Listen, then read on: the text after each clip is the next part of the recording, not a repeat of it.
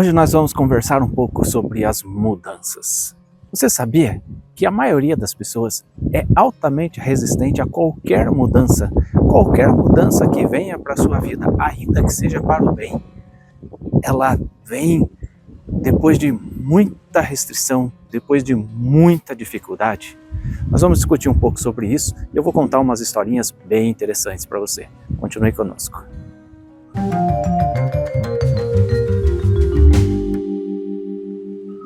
Olá meus amigos, Shalom Aleichem, sejam todos bem-vindos mais uma vez ao nosso canal da Sinagoga Havat Chesed.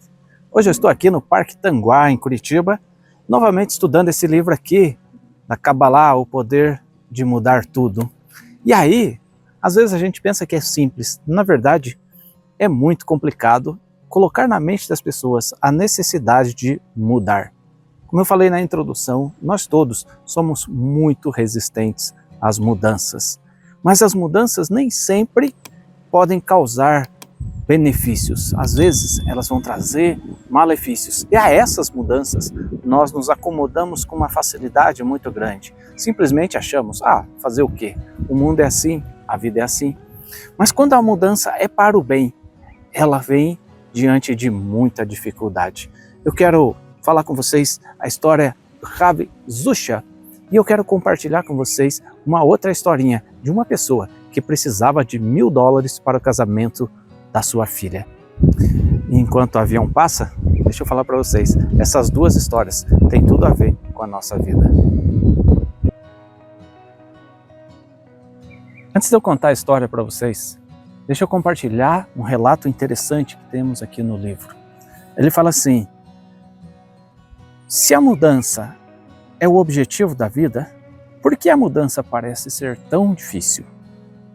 Porque o ego entra no caminho. Você sabia que 95% do combustível e da energia necessários para lançar um foguete são gastos na decolagem? Os 5% restantes são usados no prosseguimento da missão. O processo de mudança na nossa vida acontece exatamente igual. 95% da energia são necessários somente para vencermos o nosso ego. Essa é a parte mais difícil. O ego tentará detê-lo antes mesmo de você começar. Ele não quer que você mude. Mas, uma vez tendo superado este primeiro obstáculo, a mudança começa a criar seu próprio momento. Hoje, pode ser que você não consiga ver nenhum resultado com a sua decisão de mudar. Mas à medida que você passa da primeira marcha para a segunda e chega à marcha acelerada, a mudança ganha velocidade. Talvez você já tenha visto isso, até mesmo vivenciado. Pessoas que começam a fazer academia. No primeiro dia, ele vai lá, não cresceu nada. Passa um mês, não cresceu nada. E muitas pessoas logo desistem. Outras prosseguirão e depois de 1 ano, 2 anos, 3 anos, quem sabe, perceberão a mudança não apenas no seu corpo, mas também aqui, na sua cabeça, na sua mentalidade. E é disso que nós estamos falando. É disso que nós precisamos entender. 95% do esforço necessário para a mudança está exatamente no começo. Depois, acredite, ela virá com muito mais tranquilidade e você alcançará os objetivos. Deixa eu contar a primeira historinha para vocês. Conta-se a história de um homem que precisava de $1000 para pagar o casamento da filha. Assustado com a possibilidade de levantar uma quantia tão grande em tão pouco tempo, ele procurou a ajuda de um sábio. E o sábio então o aconselhou a visitar o homem mais rico da cidade e pedir o dinheiro a ele. Acontece que o magnata era conhecido por ser excepcionalmente pão duro. Apesar de ao longo dos anos muitas pessoas terem lhe pedido empréstimo, nunca tinha dado dinheiro a ninguém. Aquele homem então segue o conselho do sábio. O homem foi e visita aquele avarento. Pediu os $1000, mas obviamente o avarento negou. Entretanto, quando o homem estava indo embora, o avarento lhe ofereceu uma pequena moeda. O homem então ficou muito ofendido com o valor do presente ofertado. E aí então ele decidiu virar as costas e ir embora. Desorientado, aquele homem volta então ao seu mestre e ele chega e fala: Rabino, não entendi. Você mandou que eu fosse naquele homem, mas ele quis me dar só uma moeda. Claro que eu rejeitei. E aí então o sábio fala para ele: vá de novo àquele homem e quando ele te oferecer a moeda, simplesmente aceite. E muito contrariado, aquele homem fala: mas Rabino, ele já negou. Para que você quer que eu passe por essa humilhação tão grande de aceitar uma moeda de um homem? O Rabino fala: então vai e faz simplesmente. Você vai ver o que vai acontecer. E aquele homem então vai até o magnata da cidade. Novamente bate, é recebido. E aí quando ele fala: olha, minha filha vai casar, preciso de um dinheiro, você pode me ajudar, por favor? Aquele magnata então lhe dá uma moeda. Lembrando-se do Rabino, o homem simplesmente aceita a moeda. E quando ele aceita a moeda, meio contrariado, ele vira as costas e começa a ir embora. E aí a mudança acontece. Quando ele já chega à porta, aquele magnata então o chama de volta. Ele fala: ei, toma mais uma moeda. E ele pega a segunda moeda. E quando ele volta à porta novamente, o magnata chama e fala: ei, toma $1. E assim vai acontecendo. Toma 20, toma 50. E quando ele se deu conta, em 1 hora, ele estava com os $1.000 para o casamento da filha. Então, ele volta novamente ao Rabino. E ele fala: não entendi o que aconteceu. O Rabino fala: todas as pessoas foram à casa daquele homem e ele queria muito fazer tzedakah. Ele queria muito ajudá-las. Mas o máximo que ele conseguia era dar uma moeda. E quando você aceitou, aquele homem ficou tão feliz que ele deu uma segunda moeda. E ele vendo que aquilo te alegrou, ele te deu $1. E ele vendo que isso te trazia alegria, passou a gerar nele também um sentimento de alegria. Até que ele te deu os $1.000. O que nós precisamos entender é exatamente isso. O processo. Acredite no processo. Quando você dá a primeira moeda, é um grande passo para você se tornar um filantropo. Quando você ajuda uma pessoa, é um grande passo para você se tornar aquele que vai transformar a vida dos outros. E quando você dedica um pouco de atenção aos seus filhos, é um grande passo para a mudança ocorrer dentro da sua casa. Nós precisamos acreditar que a mudança é possível, mas é como o livro nos conta: 95% do combustível é gasto apenas para começar a mover o foguete. Talvez na nossa vida a gente esteja precisando realmente acreditar que 95% da mudança vai acontecer quando a gente decidir dar o primeiro passo. Agora deixa eu dar para você um outro panorama. Ravi Brandwein explicou que a diferença entre os que fazem a transformação e os que não a fazem é que os que mudam sabem logo de início que irão mudar. O fato de uma fruta não estar madura agora não quer dizer que ela nunca ficará doce. Precisamos aceitar a jornada e não permitir que o ego nos aprisione como seu desejo de resultados imediatos.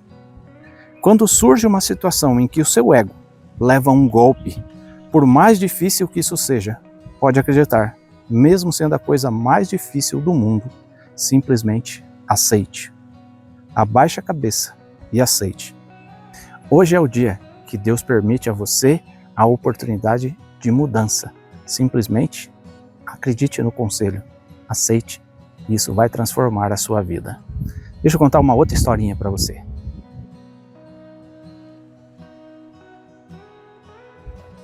Zusha foi um dos maiores sábios de todos os tempos. Ele viveu há cerca de 250 anos.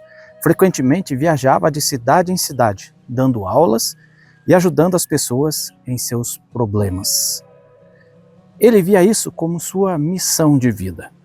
Num dos vilarejos aonde Zusha chegou, estava tendo uma grande festa. Movido pela curiosidade, aproximou-se para ver o que estava acontecendo. Observou que as pessoas lá dentro não estavam dançando nem celebrando.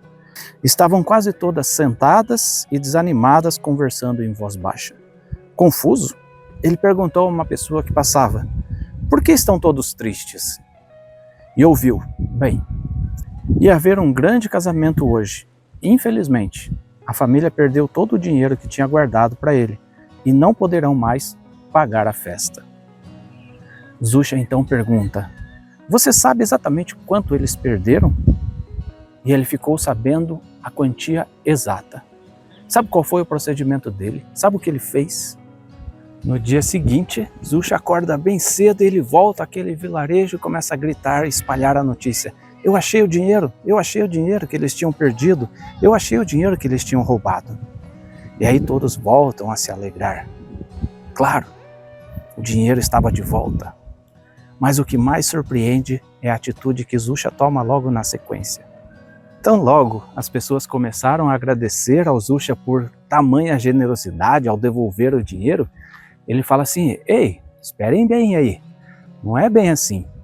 Não comecem a me agradecer. Fui eu que achei o dinheiro, eu podia ter ficado com ele. Mas eu decidi devolver ao dono. Eu mereço uma recompensa, vocês não acham?" E aí as pessoas se olham surpresas e ele insiste em receber uma recompensa por ter achado o dinheiro. E aí as pessoas ficaram assustadas, estupefatas, vamos dizer assim. É lógico.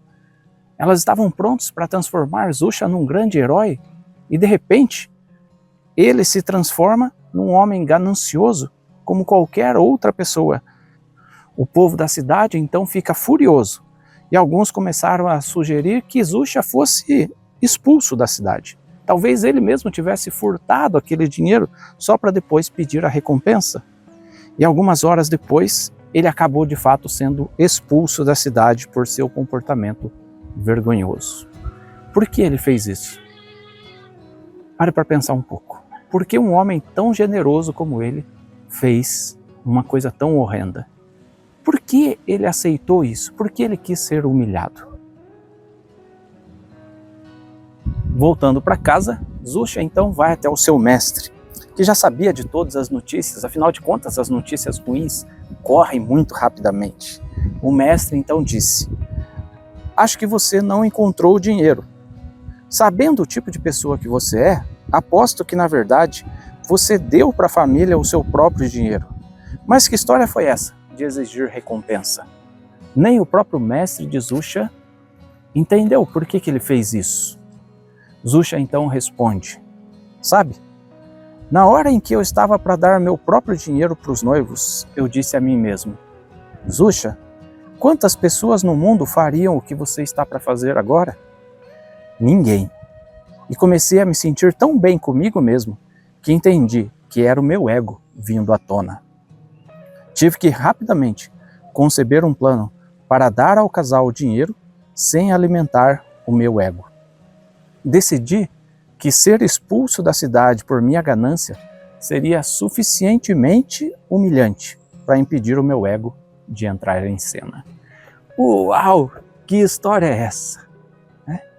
O quanto que a gente pode parar para refletir na nossa vida. Meu Deus! Eu aqui achando que eu mereço todas as honras porque eu fiz tal coisa. Meu Deus, eu aqui achando que as pessoas me devem só porque eu lhes ensinei tal coisa. Zusha, o grande mestre, nos ensina uma lição preciosíssima. Quando o seu ego começar a dar sinais de que vai entrar em cena, é melhor você encontrar um caminho para se humilhar e voltar ao seu lugar. Essa é uma lição poderosíssima para a nossa vida.